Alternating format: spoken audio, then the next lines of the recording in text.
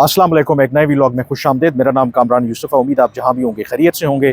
अगर आप अमेरिका जाने के बारे में सोच रहे हैं तो अभी थोड़ा आपको इंतज़ार करना होगा, क्योंकि अमेरिकी सदर ट्रम्प ने एक फ़हरिस्त मुरतब की है उनकी इंतज़ामिया ने, जिसमें मुख्तलिफ़ ममालिक के ऊपर मुकम्मल तौर पर सफ़री पाबंदी लग सकती है, कुछ के ऊपर आप कह सकते हैं कि पार्शली पाबंदी लग सकती है, और कुछ ममालिक को ये मौका दिया जा सकता है कि वो अपने जो सिस्टम के अंदर खामियाँ हैं उन्हें दूर करते हैं, अगर वो चाहते हैं कि उनके ऊपर मुकम्मल तौर पर सफरी पाबंदियां ना लगें। जो इंटरेस्टिंग डेवलपमेंट आपके साथ और इम्पॉर्टेंट डेवलपमेंट आपके साथ शेयर करनी है कि कोई 43 कंट्रीज़ की जो एक ड्राफ्ट लिस्ट है, अब वो मंजर आम पर आई है, जिनको 3 कैटेगरीज़ के अंदर डिवाइड किया गया है कि किन के ऊपर मुकम्मल तौर पर पाबंदी लगेगी, किसके ऊपर पार्शल, और किस को मौका दिया जाएगा कि वो 60 दिन के अंदर अपने सिस्टम के अंदर खामियों को दूर करें।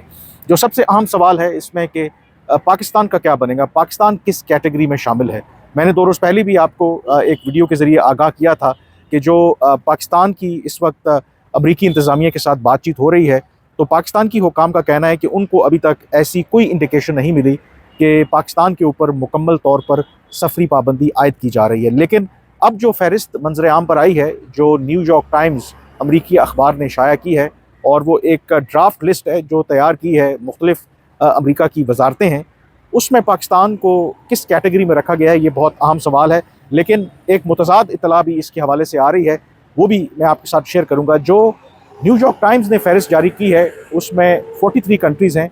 जो रेड कंट्रीज़ हैं उसमें 11 ममालिक को रखा गया है, और पाकिस्तान के लिए अच्छी खबर ये है कि कम अज़ कम न्यूयॉर्क टाइम्स की जो फ़हरिस्त है जो उन्होंने हासिल की है ज़राए से, उसमें पाकिस्तान शामिल नहीं है, यानी कि पाकिस्तान के ऊपर मुकम्मल तौर पर सफरी पाबंदी लगने नहीं जा रही। That is a good news. कौन से ममालिक उसमें शामिल हैं? उसमें अफ़गानिस्तान शामिल है, नॉर्थ कोरिया है, क्यूबा है, इस तरह के जो ममालिक हैं वो शामिल हैं, जिनके शहरियों के ऊपर मुकम्मल तौर पर पाबंदी आयद कर दी जाएगी।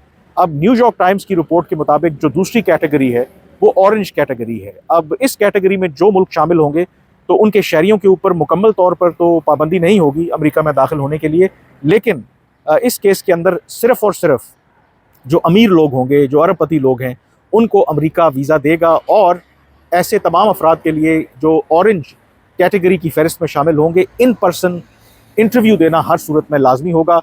टूरिस्ट वीज़ा आपको नहीं मिलेगा, आपको अदरवाइज़ स्टूडेंट वीज़ा, बाकी जो वीज़े हैं वो आपके लिए सस्पेंड हो जाएंगे। न्यूयॉर्क टाइम्स की रिपोर्ट के मुताबिक इस फ़हरिस्त में पाकिस्तान को शामिल किया गया है, यानी कि पाकिस्तान के ऊपर पार्शल पाबंदी आयद करने का मंसूबा है अमरीकी सदर ट्रम्प का।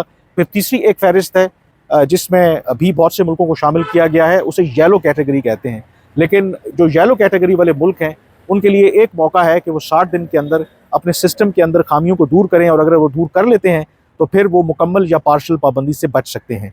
अब ये न्यूयॉर्क टाइम्स की खबर है, लेकिन दूसरी जो खबर एक और आ रही है, बरतानवी जो न्यूज़ एजेंसी है रॉयटर्स, उसने जो खबर दी है उसमें उन्होंने पाकिस्तान को येलो लिस्ट में रखा है, यानी कि रेड फ़हरिस्त में तो पाकिस्तान शामिल नहीं है, ना ही पाकिस्तान ऑरेंज फ़हरिस्त में शामिल है। अकॉर्डिंग टू रॉयटर्स की खबर जो ज़राए से वो दे रहे हैं, उन्होंने पाकिस्तान को येलो कैटेगरी में शामिल किया, यानी कि उन ममालिक की फ़हरिस्त में कि जिनके ऊपर इमीडिएटली पाबंदी नहीं लगनी जा रही। उनको अमेरिका 60 दिन की मोहलत देगा कि वो अपने सिस्टम को बेहतर करें, और उसके बाद फिर बाद में इसके बारे में फ़ैसला किया जाएगा। अब ये मुतज़ाद इत्तलात आ रही हैं। जो दफ्तर ख़ारजा में मेरी पाकिस्तानी ज़राए से बात हुई, वो अपनी बात पर कायम है कि जो अभी तक हमारा इंटरेक्शन हुआ है विद ट्रम्प इंतज़ामिया, तो उसमें तो पाकिस्तान को यही बताया गया है कि पाकिस्तान के ऊपर मुकम्मल पाबंदी नहीं लगने जा रही। ये ज़रूर है कि कुछ जो रिस्ट्रिक्शंस हैं वो पाकिस्तान के ऊपर आयद हो सकती हैं। तो जो पाकिस्तानी ज़राए हैं वो भी शायद यही समझ रहे हैं कि पाकिस्तान को अगर किसी फ़हरिस्त में शामिल किया जाएगा तो वो पहली 2 फ़हरिस्तें नहीं, बल्कि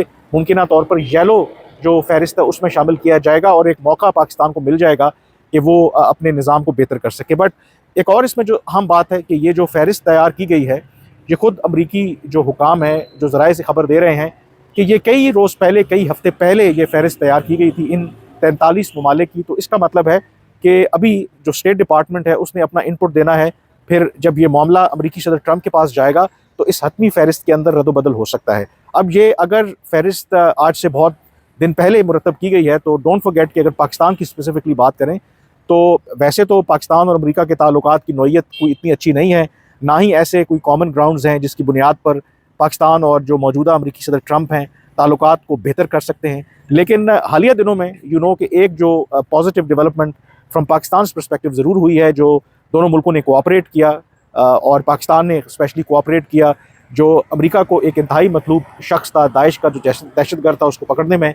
और फिर कांग्रेस के साथ जो अमरीकी सदर ट्रंप ने खिताब किया उसमें बाकायदा तौर पर पाकिस्तान की तारीफ़ की, उनके नेशनल सिक्योरिटी एडवाइज़र, उनके जो डिफेंस सेक्रेटरी हैं, CIA के डायरेक्टर हैं, इन तमाम जो उनके अहम ओहदेदार हैं, उन्होंने पाकिस्तान की किरदार की तारीफ़ की है। और ये जो फ़हरिस्त ज़राए बता रहे हैं, ये इस वाक़े से पहले मेंटेन की गई थी। तो ये जो फ़हरिस्त अभी सामने आई है, दो कि पब्लिकली अभी आई है, तो पाकिस्तान और अमेरिका के ताल्लुकात में कुछ एक आपको बेहतरी तो नज़र आती है। तो राब्ते पाकिस्तान के इस्टेब्लिश हुए हैं। अब बुनियादी ये इनपुट तो होमलैंड सिक्योरिटी और स्टेट डिपार्टमेंट तो करेगा, लेकिन क्योंकि अब पाकिस्तान के रवाबित इस्टेब्लिश हुए हैं, CIA डायरेक्टर के साथ भी जो ISI के चीफ़ हैं उनका रब्ता रहा है, तो एक ओपनिंग ज़रूर मिली है। तो ये मेरी जो ज़राए से बात हुई है उनका यही कहना है कि उस ओपनिंग से फ़ायदा उठाते हुए जो पाकिस्तान के कॉमन कंसर्न्स हैं उनको भी एड्रेस किया जा रहा है। और ये मुमकिन तौर पर ये इशू भी पाकिस्तान ने उठाया है कि पाकिस्तान के ऊपर इस तरह की मुकम्मल जो सफरी पाबंदियाँ हैं वो नहीं लगनी चाहिए। तो ये जब तमाम जो अमरीकी इदारे अपना इनपुट देंगे तो ऐन मुमकिन है कि CIA हो या पेंटागन हो, उनका मौक़िफ़ पाकिस्तान के हवाले से थोड़ा मुख्तलिफ हो। दूसरा, ये जो पाबंदी लगाने की बात हो रही है, तो ब्रॉडर अमरीकी सदर ट्रंप का प्लान है कि वो इलीगल इमिग्रेशन के ऊपर क्रैकडाउन करना चाहते हैं और जो अमेरिका में लोग बाहर से आते हैं उनको डिस्करेज करना चाहते हैं।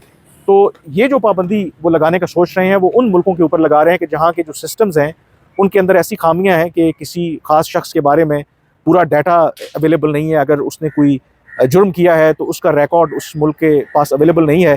तो ऐसे लोग अगर अमेरिका वीज़े के लिए अप्लाई करते हैं और किसी तरीके से वो ओवरसाइट हो जाती है, ओवरलुक हो जाते हैं, उनकी जो क्रिमिनल रिकॉर्ड है, तो वो अमेरिका की सलामती के लिए वो समझते हैं कि एक ख़तरा है। जो पाकिस्तान की बात है, मैं पहले भी जिक्र कर चुका हूँ, जो मेरी हुकाम से बात हुई है कि पाकिस्तान का जो सिस्टम है, जो सारा रिकॉर्ड है वो डिजिटल है। ये मुमकिन नहीं है कि किसी का जो रिकॉर्ड है वो अगर किसी ने कोई जुर्म किया है या कोई मुश्तबा शख्स है तो उसको इतनी आसानी से वो फ़िल्टर आउट हो जाए और वो सिस्टम को आप कह सकते हैं कि चकमा दे करके ईज़िली यहाँ से निकल जाए। तो पाकिस्तान का ख़्याल है कि जो अगर सिर्फ इस बुनियाद पर पाबंदी लगाने की बात हो रही है तो पाकिस्तान इज़ कॉन्फिडेंट कि ऐसा नहीं होगा। और दूसरा, जो फ़हरिस्त मुरतब की गई है वो अमरीकी जो मुख्तलिफ इदारे हैं उन्होंने मुरतब की है। अभी जो हतमी राय है बाकी जो इदारे हैं उनकी तरफ से आना है और वो देखेंगे कि क्या ये जो सिस्टम के अंदर निशानदेही की गई है किन चंद ममालिक में अगर ख़राबियाँ हैं तो वो वाकई ऐसा है या ये एक आप कह सकते हैं कि परसेप्शन की बुनियाद पर भी किया गया। क्योंकि इंटरेस्टिंगली इसमें कुछ मुल्क ऐसे भी शामिल हैं, मसलन भूटान को शामिल किया गया है, एक छोटा सा मुल्क है और अदरवाइज़ मतलब उसका कोई ऐसा ट्रैक रिकॉर्ड नहीं है कि वहाँ से कोई दहशतगर्द जाते हैं या इस तरह का सिलसिला है, उसको भी ऐसे ममालिक की फ़हरिस्त में शामिल किया गया, यानी कि ऑरेंज कैटेगरी में शामिल किया गया है। और ये बात खुद जो अमरीकी हुकाम प्राइवेटली कह रहे हैं कि ये चीज़ समझ से बालातर है। तो जो स्टेट डिपार्टमेंट के ज़राए कह रहे हैं कि इस फ़हरिस्त को हतमी ना समझा जाए, अभी इसके अंदर रद्द-बदल किया जा सकता है, ऐन मुमकिन है कि कोई और मुल्क शामिल कर लिए जाएँ, कुछ मुल्कों को इसमें निकाल दिया जाए। लेकिन एज़ ऑफ़ नाउ पाकिस्तान के ऊपर एक तलवार तो लटक रही है। सिर्फ एक पाकिस्तान के लिए पॉजिटिव चीज़ ज़रूर है कि कम से कम हम रेड कैटेगरी की फ़हरिस्त में शामिल नहीं हो जा रहे, जिनके ऊपर मुकम्मल तौर पर पाबंदी लगने जा रही है, उस फ़हरिस्त में तो हम शामिल नहीं हैं। अब जो फ़ैसला होना है कि क्या पाकिस्तान को ऑरेंज कैटेगरी में रखा जाए, ऑरेंज कैटेगरी में रखते हैं तो वो भी एक मेरे ख्याल में बहुत बड़ा सेटबैक होगा। येलो में एक मार्जिन होगा हमारे लिए कि हम अपने आप को बेहतर कर सकें। और मेरा जो मानना है बेस्ड ऑन जो मेरी बातचीत हुई है कि वर्स्ट केस सिनेरियो में लग ये रहा है कि पाकिस्तान को येलो कैटेगरी में रखा जाए। अब इसमें एक जो अहम सवाल है, जब इस पॉलिसी के ऊपर इम्प्लीमेंट होगा, यानी कि जो मुल्क और उनके शहरी मुतासर होंगे, उन मुल्कों का क्या बनेगा। फॉर एग्ज़ाम्पल जिनको ऑलरेडी वीज़ा दिया जा चुका है, जो लोग ऑलरेडी अमेरिका में मौजूद हैं, क्या उनके वीज़ा जो हैं उनको कैंसिल कर दिया जाएगा। इसके बारे में अभी जो हतमी जो राय है या फ़ैसला सामने नहीं आया। इसीलिए to be on the safe side वो मुल्क जिनके ऊपर मुमकिन तौर पर ये पाबंदी लग सकती है, पाकिस्तान भी उसमें शामिल है। तो जो लोग पाकिस्तानी इस वक्त अमेरिका में मौजूद हैं, वो स्टूडेंट वीज़ा हो, वो सियाहत के लिए वहाँ पर गए हों या किसी और पर्पज़ के लिए वो गए हों, तो उनके लिए एडवाइस यही है कि फ़िलहाल वो अमेरिका में ही रहें। ये ना हो कि वो पाकिस्तान वापस आएँ और उसके बाद अमरीकी सदर ट्रंप जो हैं इस नई पॉलिसी का ऐलान कर दें और फिर वापस अमेरिका जाना आपके लिए मुश्किल हो जाए। ये डेवलपिंग स्टोरी है और ये अगेन मैं आपसे कहना चाहता हूँ कि ये जो ड्राफ्ट लिस्ट है, यानी कि अभी ये तजवीज़ दी है मुख्तलिफ जो अमरीकी महकमे हैं, उन्होंने हतमी जो फ़ैसला है अमरीकी सदर ट्रंप ने अपने जो करीबी उनके रफ़क़ा हैं उनके साथ मिलकर उन्होंने फ़ैसला करना है, और जब वो हतमी फ़ैसला करेंगे, जो चीज़ सामने आएगी, तो डेफ़िनेटली मैं आपको इसके हवाले से भी अपडेट करता रहूँगा। लेकिन फ़िलहाल आपसे इजाज़त चाहूँगा। अल्लाह हाफ़िज़।